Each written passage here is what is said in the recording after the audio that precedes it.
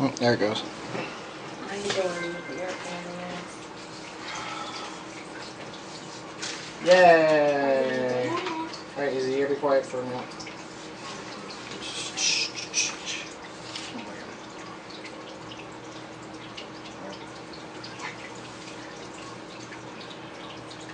There you go.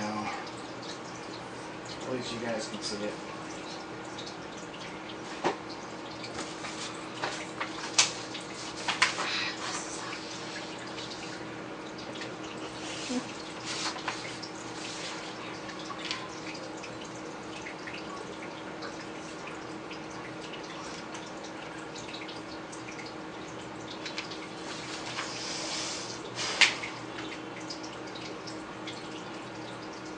It's easier when it's in front of a room full of people. It's so weird. Alright. Me, what am I gonna do? Laugh at you? Maybe. Probably. Alright. Today I want to talk a little bit about renewable energy research. The reason I want to talk about this is because we're eventually going to run out of gas. You know, power, food and water shortages. Basically our world will shrink to our immediate community.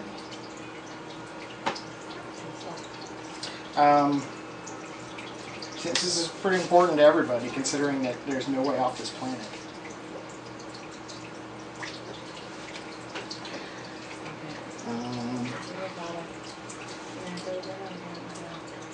I've been pretty interested in this topic for years, so I've studied quite a bit about renewable energy sources. Hopefully I can inform you guys of some of the other sources besides fossil fuels.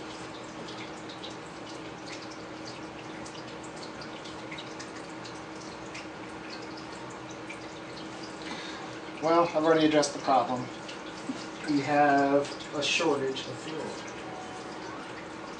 Well, there's a few other reasons that this is important. Moving away from fossil fuels is important. The environmental impact, procurement, pretty much any place we go to, we alter the land sometimes permanently.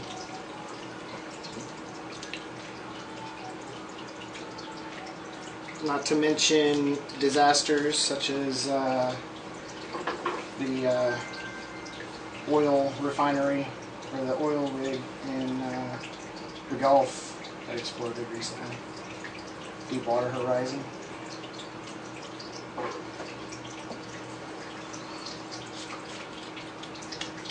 And then the other thing is emissions.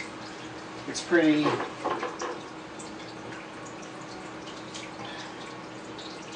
controversial.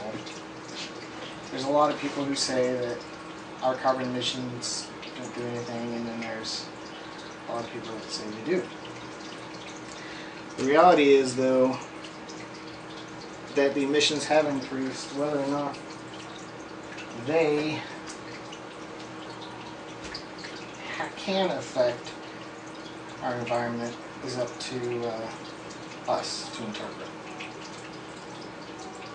Common sense dictates that we do, considering CO2 is a greenhouse gas. But the data is still being argued.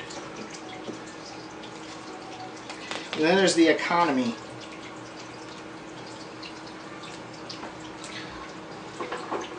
Oil prices go up.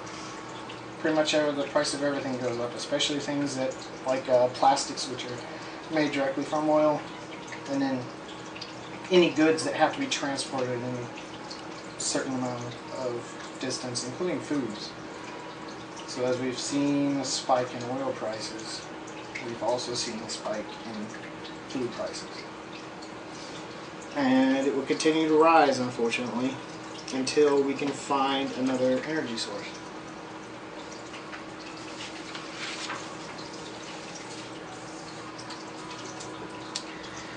We're running low. These are our price increases. As you can see, the price of oil almost directly correlates with the price of food. There may be some variations, but for the most part it follows the prices. And then here's where we're running on empty. The best estimates say that we will be out of fossil fuels by 2100. It's pretty quick.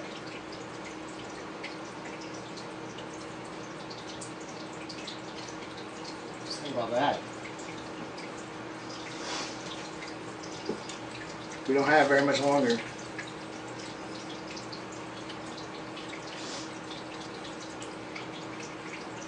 So within the next 80 years, we're going to have to use an alternative, or we're going to be walking it on horseback again. Now, what's the point of all this? Where did we go wrong? Well, as long as we continue to burn fossil fuels, we'll continue to deplete our reserves, we'll continue to add CO2 emissions to the atmosphere, which will in turn continue to increase prices of everyday goods until there's a possibility of total societal collapse. That's if we don't find another energy source.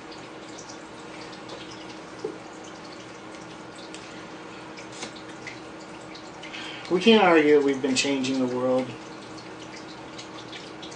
There may be some truth to the notion that climate change is a cover to funnel money, but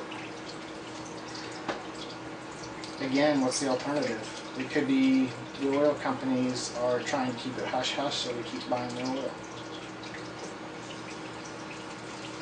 Which brings us to our imports and exports of the U.S.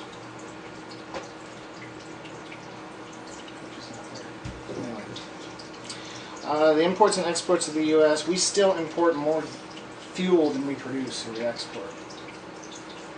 Which is kind of counterintuitive considering the prices we pay to import the oil. But it's way above my head. People in high government deciding what to do. So I guess they're smarter than us, at least supposed to be. We'll see how that goes. The main point,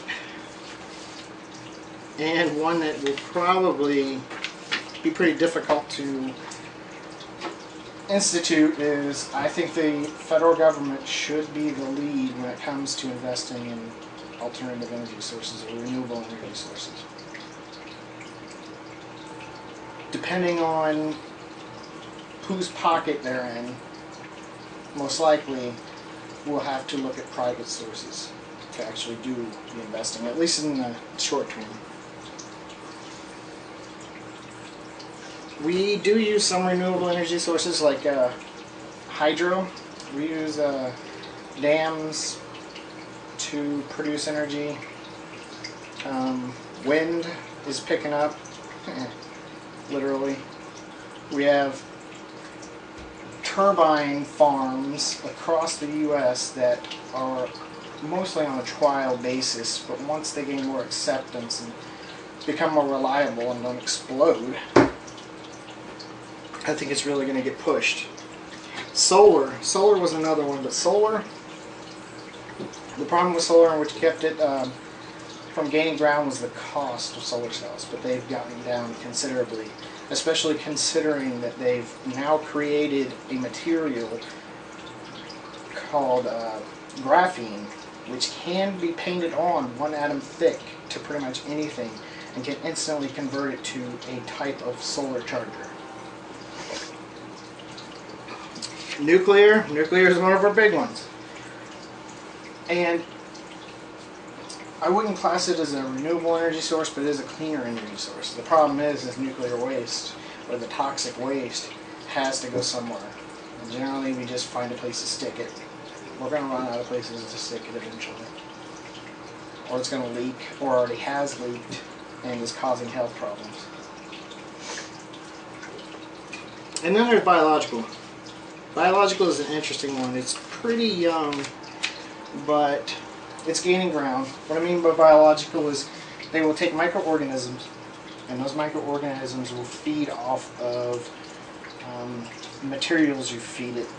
Usually scrapped food, grasses, anything from a yard, any previously living thing they feed off of.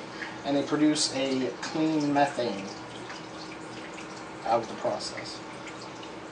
This is gaining ground in certain places, mainly places, third world countries, where they don't have access, or at least ready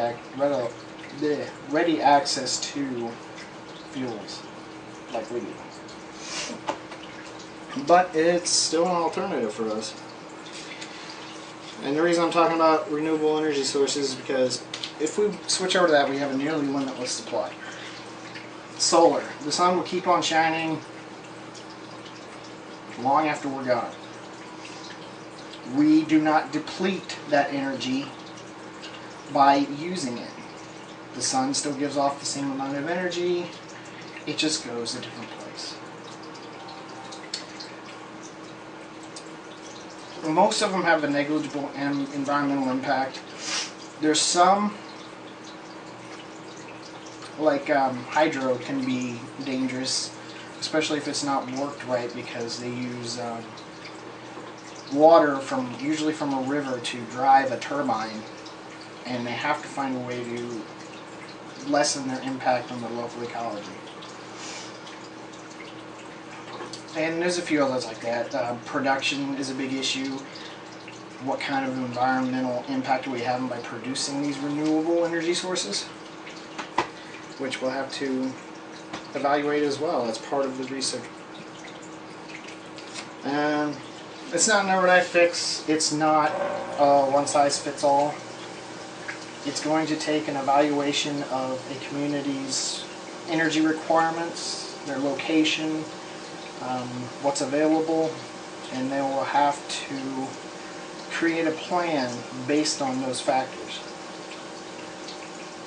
But it all starts with research. We need to continue doing research. The more research we do, the cheaper it is. The cheaper it is, the more readily available it is. The more readily available it is, the less people can dictate what we do when we do it, based on our energy reserves.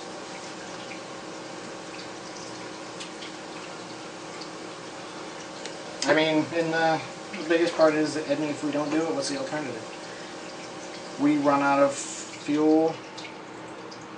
Humanity is cast back into the Dark Ages, which most people say, that's a far-fetched theory, but think about it. Is it really far-fetched? If we run out of fuel, how are we going to power anything? We'll be back to square one. Thank you. Alright, cool. Done. Hopefully I can at least get a 50 out of that. That's your goal? My goal is to pass. Which I'm still recording this. Wow, that looks beautiful.